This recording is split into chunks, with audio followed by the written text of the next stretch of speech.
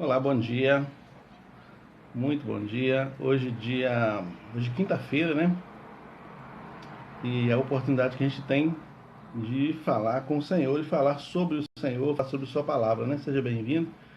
Estive ausente 2 dias aí, porque estava viajando a trabalho, mas agora estamos de volta para meditarmos na palavra do Senhor. E o texto para a nossa meditação no dia de hoje se encontra em Provérbios capítulo 10, versículo 19, que diz assim, ó: na multidão de palavras não falta transgressão, mas o que modera os seus lábios é prudente.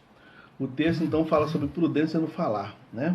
Mas eu quero falar sobre prudência em todos os sentidos, no que diz respeito a evitar precipitações.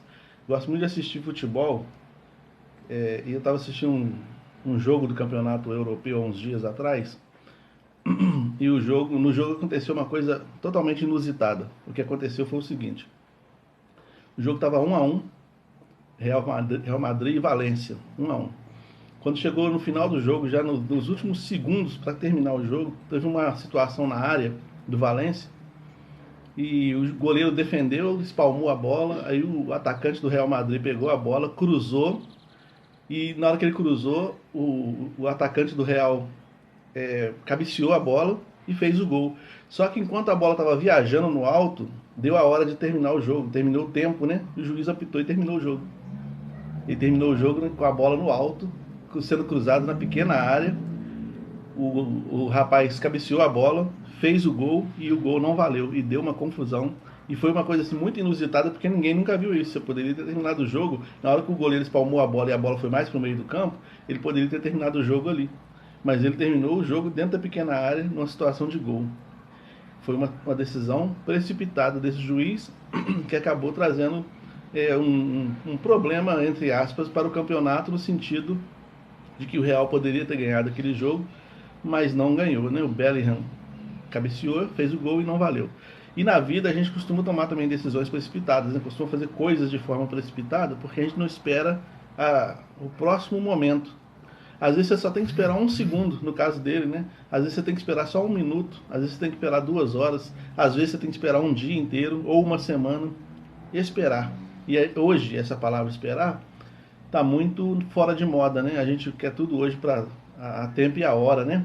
Então, a gente muito emocionado, está sempre tomando decisões, muito emocionado, acaba falando demais, né? E tem um ditado, que eu gosto dele, tento observá-lo, que diz assim, ó: não faça promessas quando estiver feliz, não dê respostas quando estiver bravo, não tome decisões quando estiver triste. Todas as vezes que a gente fizer essas coisas, promessa com felicidade, é, resposta no momento que a gente está bravo, ou quando a gente tomar algum tipo de decisão quando estiver triste, toda vez que a gente fizer isso vai ser um motivo para a gente se arrepender lá na frente. Então a gente precisa ser menos precipitado, né? Ser um pouco mais pausado, um pouco mais lento em algumas decisões, em alguns momentos, esperar o dia seguinte, né? Esperar o dia seguinte, esperar o desdobramento das coisas, né? E o texto de Provérbios fala aqui, ó: na multidão de palavras não falta transgressão. Pessoa que fala demais está sempre errando. Tiago fala isso, né? Tiago diz: o homem que não erra em palavras, esse homem é perfeito. A gente doma os navios, a gente doma os animais, colocando um cabresto na boca deles muitas vezes, né? Controla um navio com um pequeno leme, né? A gente controla um avião, no caso, na época de Tiago não tinha isso, mas no dia de hoje a gente vê com pequenos toques em botões a gente faz muita coisa. E a boca, a língua, a gente não controla, né? E a língua, na verdade, a Bíblia diz que é a saída para a vida, né? Então a gente tem que tomar muito cuidado com as coisas que a gente fala, não ser precipitado no falar, para não prometer coisas demais. Inclusive, lá em Eclesiastes 5:2, me parece, vai dizer que a gente tem que, quando estiver diante de Deus, a gente tem que refrear a nossa língua, porque Deus está no céu e tu está na terra. Então sejam poucas as tuas palavras. Não se precipite com palavras diante de Deus. Então, o texto que a gente leu aqui fala: na multidão de palavras não há transgressão. Na multidão de palavras sempre há transgressão. Não falta transgressão, né?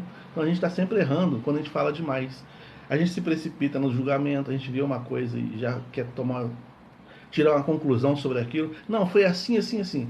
Você chega numa rua, tem 2 carros parados, você concluiu que foi um acidente. Aí você está ali parado olhando aquela situação. Alguém vem, dá um tapa no seu ombro e pergunta: o que aconteceu ali? Ah, o cara veio daqui, o outro veio dali. Você não viu o acidente. Você só viu os carros parados. Mas você tem uma necessidade de criar uma narração em cima daquilo. Entende? Então é por isso que o texto fala que não falta transgressão quando a gente fala demais. Então, ó, o que aconteceu? Eu não sei, eu só vi os carros parados aqui. É mais fácil fazer isso. Mas como a gente tem necessidade de mostrar conhecimento, não, eu ali, do jeito que está parado ali, não, com certeza o cara veio daqui, o outro veio dali, aconteceu isso, aconteceu aquilo, como se a gente tivesse visto. A gente tem que criar uma imagem, uma série de coisas na mente, né? E a gente tem que tomar cuidado com isso, porque muitas vezes a gente fere pessoas, a gente destrói famílias, a gente destrói a autoestima das pessoas, destrói o psicológico das pessoas e até o nosso mesmo. Porque tem um outro provérbio que eu não anotei aqui, mas que ele fala: quando você prometer com o seu lábio, cumpra. E muitas vezes a gente fica preso a promessas que a gente fez porque estava feliz demais, né? A decisões que a gente tomou quando estava triste demais, as respostas que a gente deu quando estava bravo demais. E essas coisas são sementes que a gente vai plantando nos corações, na vida, né? A gente vai jogando para o ar. E tudo que o homem fala, o que Jesus falou? Tudo que o homem diz vai dar conta disso no dia do juízo. Então a gente tem que tomar cuidado na precipitação, tanto no falar quanto no agir. A gente tem um exemplo disso na Bíblia, que é o Jefité. Jefité era um juiz que julgava o povo de Israel, e ele, quando foi chamado para liderar o povo, Jefité ficou muito feliz por ter voltado ao seu povo, ser aceito novamente pela sua família, né? Ser requisitado pelo seu povo para liderar o povo numa campanha militar. Ele ficou muito feliz, mas ele falou, ele tinha medo, claro. Ele nunca tinha feito aquilo. Então ele falou assim com Deus, ele fez um voto a Deus, ele falou assim: Senhor, se eu for para a guerra com o meu exército, ganhar essa guerra, voltar em segurança, voltar em paz, voltar com a vitória, qualquer coisa que sair da porta da minha tenda eu vou oferecer para o Senhor em sacrifício. E aconteceu, ele foi lá, ganhou a batalha, quem conhece o texto já sabe. O que saiu da tenda foi a filha dele. E ele perdeu a filha dele por causa disso. Ele perdeu a filha dele adolescente por causa do voto que ele fez. Falou: olha, minha filha, me perdoe, mas eu vou ter que te oferecer a Deus em sacrifício porque eu prometi para Deus. Então ele fez uma promessa condicionando a vida de uma outra pessoa. Por que ele não falou: a minha vida eu te dou em sacrifício? Não, a vida do meu filho, a vida da minha filha será sua. Então quer dizer, ele fez uma promessa precipitada e depois teve que pagar. A grande discussão sobre isso é se a filha foi oferecida em sacrifício morto, ou seja, que naquele tempo tinha sacrifício humano aos deuses de Canaã, né? Aos deuses da Palestina na época. Então, a grande dúvida é se ele sacrificou ela, ele cortou ela em pedaços, pôs fogo e ofereceu, ou o sacrifício foi ele colocar ela numa situação de isolamento e distanciamento de todo mundo, não foi dado em casamento e viveu o resto da vida dela assim. A teoria que eu defendo, que muitos defendem, é que de fato foi sacrifício morto mesmo. Ele imolou, pôs fogo e ofereceu. Assim como Abraão faria com o filho dele, Isaac, né? Abraão chegou, pegou o menino, amarrou, colocou no lugar, pegou a faca para cortar, e o anjo impediu que ele concluísse o sacrifício. Mas é uma especulação, né? Se já tem mais de 2000 anos que discutem sobre isso e não chegaram à conclusão, não vai ser aqui que a gente vai chegar. Porque também nem é o foco da nossa conversa aqui. O que nos interessa aqui é a precipitação de Jefité. Cuidado com precipitações, em todos os sentidos.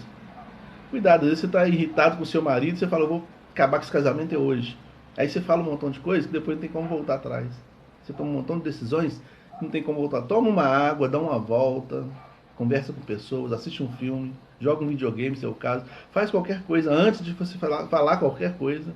Toma cuidado, porque tem coisas que não tem como voltar atrás. Jefité perdeu a filha por causa disso, né?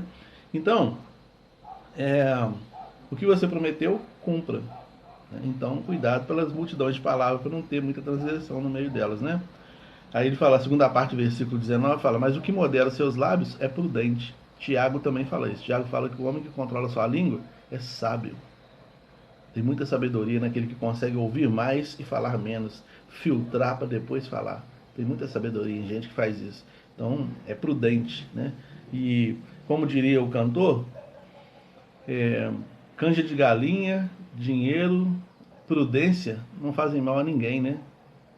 Prudência, dinheiro no bolso e canja de galinha, isso não faz mal a ninguém, né? Muito pelo contrário, preserva a vida, preserva uma série de coisas, preserva o trabalho, o emprego, né? Vou terminar dizendo uma coisa que eu ouvi ontem que eu achei interessante.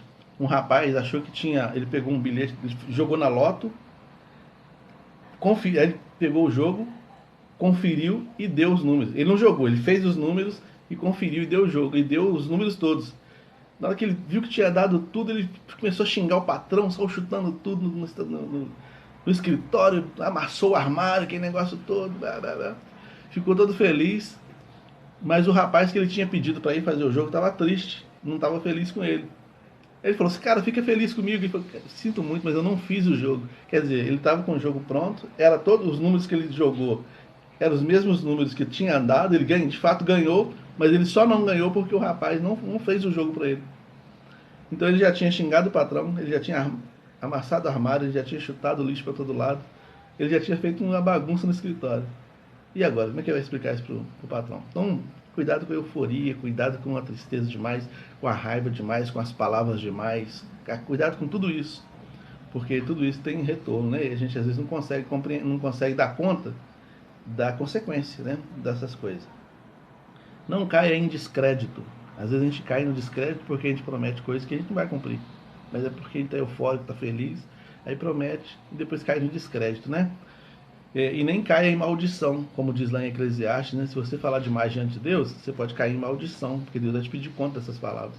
Então não caia no descrédito com as pessoas e nem em maldição diante de Deus. Para tanto, cautela, prudência é o remédio que Deus nos oferece. Amém? Deus nos abençoe. Vamos orar.